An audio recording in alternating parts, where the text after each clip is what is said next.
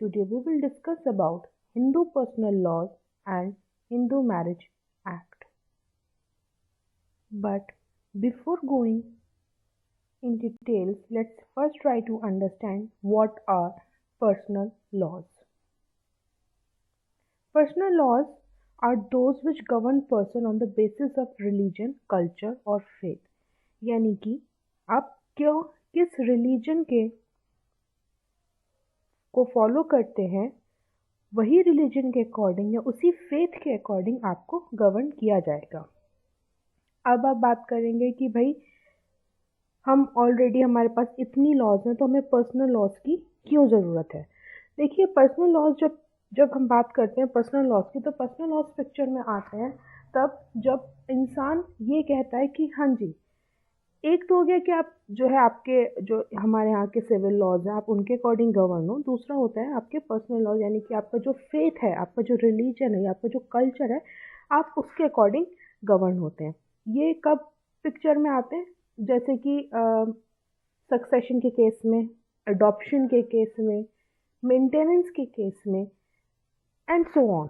अब जैसे कि अब कोई व्यक्ति, आप एग्जाम्पल के तौर पे देख लेते हैं, जैसे कोई व्यक्ति है, हिंदू है वो, तो वो हिंदू पर्सनल लॉज के अकॉर्डिंग गवर्न होगा. और अगर कोई व्यक्ति मुस्लिम है तो मुस्लिम पर्सनल लॉज के अकॉर्डिंग गवर्न होगा. जैसे कि आप जानते ही हैं, मुस्लिम्स में आपका कुरान के अकॉर्डिंग या फिर आपका सुन्नत के अकॉर्डिंग या इजमा कियास, इन सभी के अकॉर्डिंग ये आपके ज़रूरी होते हैं पर्सनल लॉज, ताकि आप जो है कहीं किसी भी तरीके से ऐसा ना रहे कि आपको आपके कल्चर से डिफ़र किया जा रहा है या आपको आपके कल्चर से, आपके फेथ से, आपकी बिलीफ से, आपके रिलीजन से आपके कोई इतर करने की कोशिश कर रहा है. और जब हम बात करते हैं हिंदू पर्सनल लॉज की, तो उसमें आपके आ जाता है Hindu marriage act, succession, adoption and maintenance act, minority and guardianship act etcetera. आज हम पहले बात करेंगे हिंदू मैरिज एक्ट की. Hindu marriage act 1955. Hindu marriage act बात करता है कि किस तरीके से एक वैलिड मैरिज या marriage as a ceremony conduct की जाएगी इन हिंदू रिलीजन. या आप इसको इस तरीके से समझ सकते हैं कि Hindu marriage act 1955 is Hindu codified law.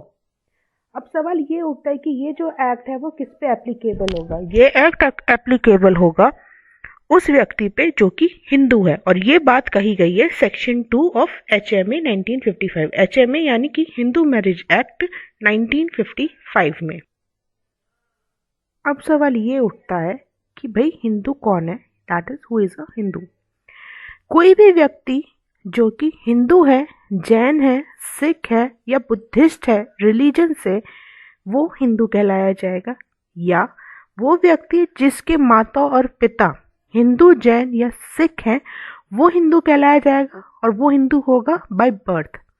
या फिर एक जो तीसरा व्यू हम लेते हैं, वो हम लेते हैं कि कोई भी व्यक्ति अगर वो मुस्लिम, क्रिश्चियन, पारसी या ज्यू नहीं है तो वो हिंदू है. अगर वो किसी और लॉ के द्वारा, किसी और पर्सनल लॉ के द्वारा अगर वो गवर्न किया नहीं जा रहा है, तब वो हिंदू है.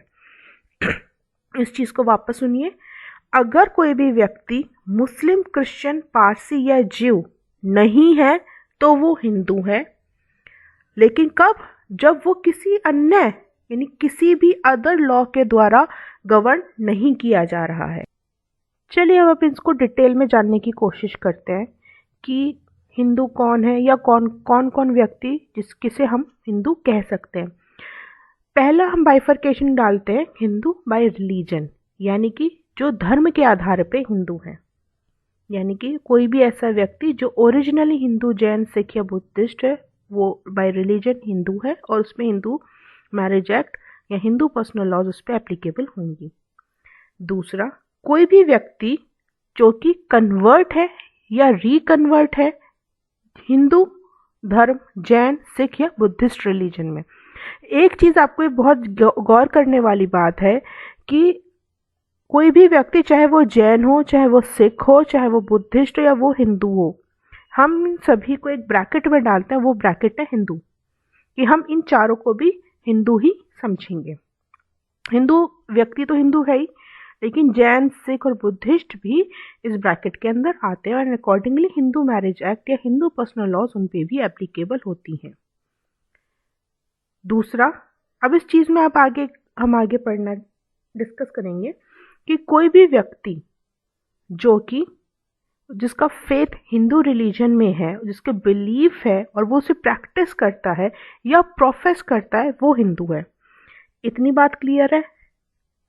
लेकिन कोई भी व्यक्ति केवल इस बात से हिंदू नहीं रहता, वो उस फेथ में बिलीव नहीं कर रहा है, या वो हिंदू रिलीजन में जो प्रैक्टिसेस होती हैं वो उन्हें फॉलो नहीं कर रहा है, तो इस पर्टिकुलर बात से कोई फर्क नहीं पड़ता। अगर कोई व्यक्ति हिंदू का जन्म हिंदू परिवार में हुआ है लेकिन उसकी आस्था हिंदू धर्म में नहीं है, तो ये उसकी आस्था ना होना या उसका डिसबिलीफ होना हिंदू रिलीजन में उसको हिंदू सीज नहीं करेगा, वो एज अ हिंदू ही समझा जाएगा, एंड अकॉर्डिंगली उस पर हिंदू मैरिज एक्ट या हिंदू पर्सनल लॉज उस पर एप्लीकेबल होंगी।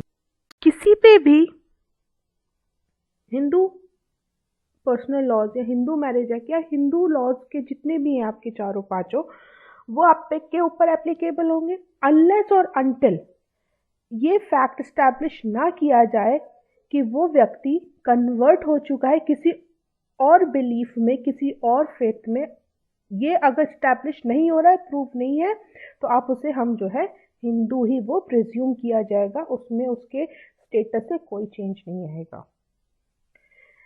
हम पहले भी डिस्कस कर चुके हैं, एक बार और इसको देख लेते हैं। A person does not cease to be a Hindu if he becomes an atheist, यानी कि उसका ईश्वर में विश्वास ना है, या वो डिसेंट है, डेविएट हो चुका है, या फिर हिंदुइज्म की प्रैक्टिसेस या वो किसी भी तरीके का वेस्टर्न लाइफस्टाइल जाते ही हैं, या फिर वो बीफ खाने लगे। ये भी एक तरीके का है कि हाँ, हिंदू धर्म में बीफ खाना मना है, लेकिन अगर वो बीफ खाने लगता है तो इसका मतलब ये नहीं है कि वो हिंदू नहीं रहेगा या उस पर Hindu marriage act, Hindu personal laws applicable नहीं होंगे। और ये बात कही गई थी रानी भगवान वर्सेस जेसी बोस 1903 में।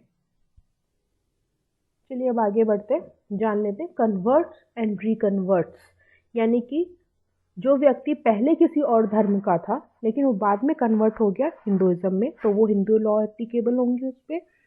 या फिर रिकन्वर्ट्स की जब हम बात करते हैं, यानी कि वो पहले हिंदू था, फिर किसी और धर्म में गया और फिर उसके बाद वापस हिंदू बन गया, दैट इज रिकन्वर्ट। ठीक है, इसमें आपके दो केसेस हैं। एक तो है पीरूमल वर्सेस पुन्नुस्वामी 1971 SC 2352। अब इसमें क्लियरली ले डाउन किया गया था कि अगर कोई भी व्यक्ति का एक्सप्रेस कर रहा है अपनी इंटेंशन, चाहे वो एक्सप्रेसली या इम्प्लाइडली, और वो एज अ हिंदू जी रहा है, तो वो हिंदू ही समझा जाएगा। अब जब हम बात करेंगे कि हाँ जी कन्वर्ट हो रहा है तो कन्वर्ट होने के वक्त पे ये जानना बहुत ज़रूरी है कि उसकी इंटेंशन क्या है। क्या कोई वो हिंदू धर्म के में मिलने वाले किसी एक पर्टिकुलर बेनिफिट या प्रॉफिट के लिए तो कन्वर्ट नहीं हो रहा है? क्या उसका does he have any ulterior motive कि वो इस पर्टिकुलर फेथ में कन्वर्ट हो रहा है? ये चीज़ें देखना ज़रूरी है, और ये बात कही गई थी सेठालक्ष्मी वर्सेस पुन्नुस्वामी में। अब बात करते हैं रिकन्वर्ट्स की, कि हाँ जी पहले वो हिंदू था, फिर वो किसी और, मान लीजिए फॉर एग्जांपल वो मुस्लिम हो गया और उसके बाद वो वापस हिंदू बना। अब जब हम बात करते हैं हिंदुइज्म की या हम बात करते हैं हिंदू की, तो उसमें आपके चारों इंक्लूड होंगे, चाहे वो हिंदू हो, जैन हो या सिख हो। यानी कि अगर कोई व्यक्ति हिंदू है लेकिन वो जैन सेक्ट से आ रहा है और उसके बाद वो मुस्लिम सेक्ट में कन्वर्ट हुआ और उसके बाद वो वापस जब वो हिंदुइज्म में कन्वर्ट हो रहा है, तो वो जो कन्वर्ट हो रहा है वो सिख या बुद्धिस्ट फेथ में कन्वर्ट हो रहा है, तो भी उस बात से कोई फर्क नहीं पड़ेगा, वो एज हिंदू ही कहलाया जाएगा, क्योंकि जैन, सिख और बुद्धिस्ट भी ये सब भी एक बड़े ब्रैकेट में आते हैं, वो है हिंदू। तो आप इस चीज़ को क्लियरली समझ लीजिए कि चाहे वो आप कन्वर्जन के थ्रू या रिकन्वर्जन के थ्रू आप हिंदू बन रहे हो तो आप पे हिंदू मैरिज एक्ट या हिंदू पर्सनल लॉज आप पर एप्लीकेबल होंगी। आपको कोई फ़र्क नहीं पड़ता है कि आप जो है कोई पर्टिकुलर प्रैक्टिस फॉलो हुई गई है, फॉर्मेलिटी हुई है या नहीं हुई है कन्वर्जन के लिए। यहाँ पे एक बात और जान लेना ज़रूरी है कि हिंदू रिलीजन में एज सच कन्वर्जन की कोई फॉर्मेलिटी या कोई क्रियाकलाप नहीं है जिसके थ्रू ये कहा जा सके कि आप कन्वर्ट हो रहे हैं या कन्वर्ट होने के लिए पर्टिकुलर चीज़ करनी ज़रूरी है, ये आपका होना चाहिए या आना चाहिए। तो अगर आपका सिर्फ आपकी इंटेंशन है कि आपका बिलीफ है हिंदू रिलीजन में, आप प्रैक्टिस कर रहे हैं उस रिलीजन को, आप प्रोफेस कर रहे हैं, that is minimum requirement for being a Hindu, Hindu bye religion में। ये तो हम सभी ने जान लिया कि भाई हिंदू कौन है, क्या है, कैसे है। अब बात करते हैं हिंदू बाय डिक्लेरेशन। ये हम पहले भी डिस्कस कर चुके हैं। अब इसमें केस ले लेते हैं मोहनदास वर्सेस देवास्वंद बोर्ड।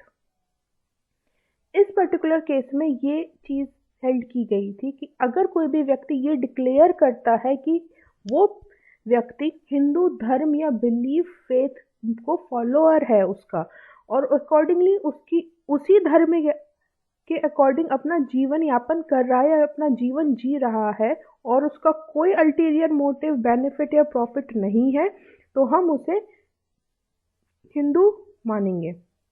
यानी कि अगर कोई भी व्यक्ति अपने आप को डिक्लेयर कर ले, मान लीजिए कोई क्रिश्चियन है, वो कह रहा है कि मैं आज से, मेरा जो बिलीफ है वो हिंदू धर्म में है या हिंदू देवी देवताओं में है, और मैं हिंदू तौर तरीकों से जीवन यापन करूंगा, तो वो हम उसे हिंदू ही उस पर एप्लीकेबल होगा, हिंदू पर्सनल लॉज उस पर एप्लीकेबल होंगी, और अकॉर्डिंगली हम उसे जो है हिंदू मानेंगे। अब बात कर लेते हैं हिंदू बाय बर्थ की, यानी कि कौन व्यक्ति समझा जाएगा कि जो जन्म से ही हिंदू है। हम इसे दो तरीके से देखते हैं। पहला,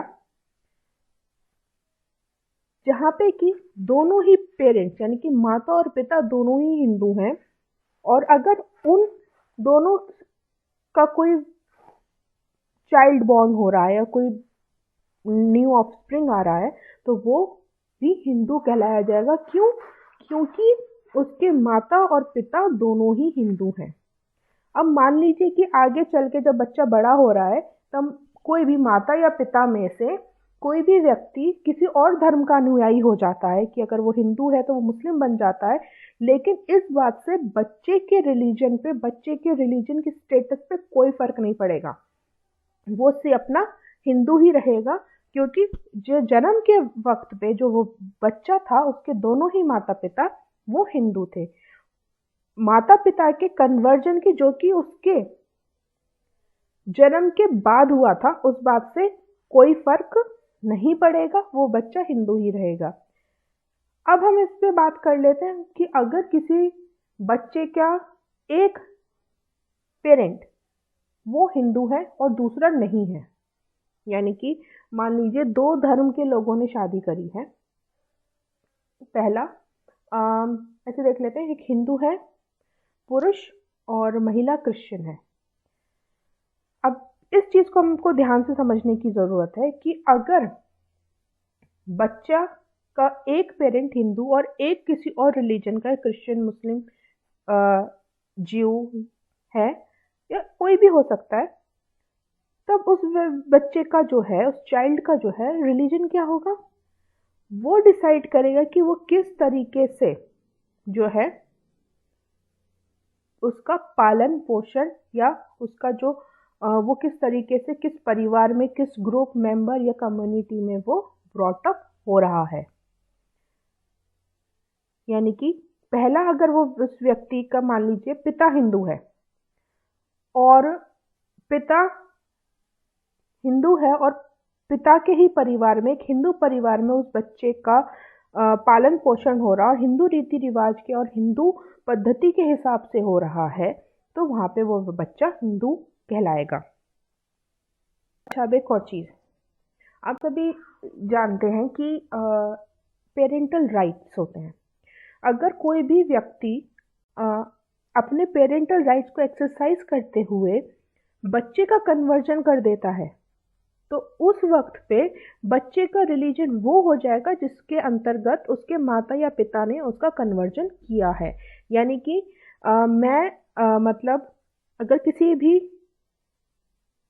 माता और पिता का कोई बच्चा है और माता और पिता क्रिश्चियनिटी में कन्वर्ट हो गए हैं और उन्होंने अपने पेरेंटल राइट का एक्सरसाइज करते हुए बच्चे का जो रिलीजन है वो भी क्रिश्चियनिटी में कन्वर्ट कर दिया, तो वो बच्चा हिंदू सीज हो जाएगा, वो फिर एज प्रिज्यूम किया जाएगा एज क्रिश्चियन। ठीक है, अब यहाँ पे दो बाइफर्केशन और हम डाल देते हैं, लेजिटिमेट और इलेजिटिमेट चाइल्ड का।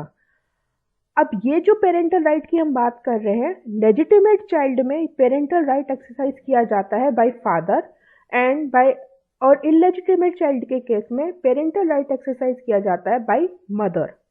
And accordingly by exercising those parental right, अगर कोई भी माता या पिता अपने बच्चे का कन्वर्जन करता है तो वहाँ पे तब जाकर उसका जो बच्चे का जो धर्म है, उसका जो फेथ है वो बदलेगा, अदरवाइज वो नहीं बदलेगा, वो वही रहेगा जो उसके जन्म पे था। आगे बढ़ते, indirect view on being Hindu. देखिए, इनडायरेक्ट व्यू हम इसलिए कह रहे हैं क्योंकि पहला तो थोड़ा सा मुश्किल हो जाता है कि हाँ जी कौन हिंदू है, तो हम इसको नेगेटिव व्यू भी बोलते हैं कि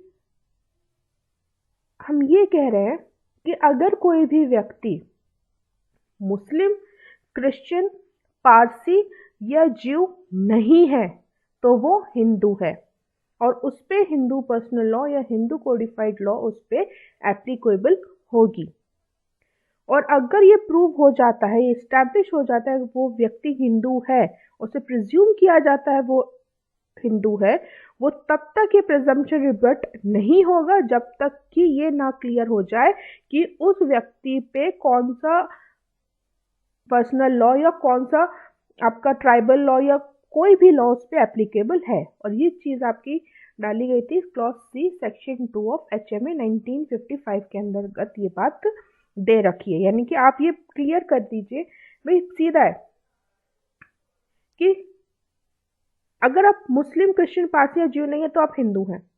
और अगर आप ये कह रहे हैं कि आप पे हिंदू पर्सनल लॉज या एप्लीकेबल नहीं होंगी या आप हिंदू नहीं है, तो आपको ये प्रिजम्पशन रिवर्ट करने के लिए, प्रिजम्पशन हटाने के लिए ये क्लियर करना पड़ेगा कि आप पर क्या एप्लीकेबल है या क्या एप्लीकेबल आप पर होगा।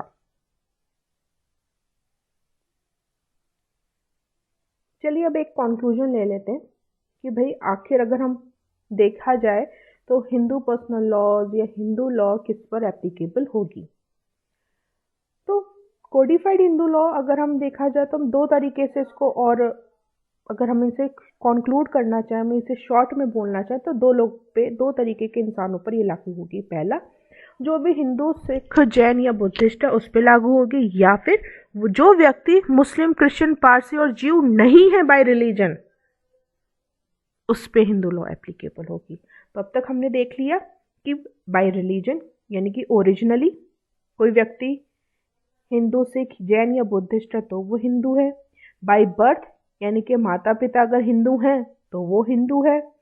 बाय डिक्लेरेशन कि हाँ जी वो खुद ने उसने डिक्लेयर कर दिया है कि वो किस तरीके से गवर्न होगा, या फिर वो उसने खुद ने डिक्लेयर किया है कि वो हिंदू धर्म को प्रोफेस कर रहा है, तो वो हिंदू कहलाया जाएगा। Like, share and subscribe our YouTube channel and thank you.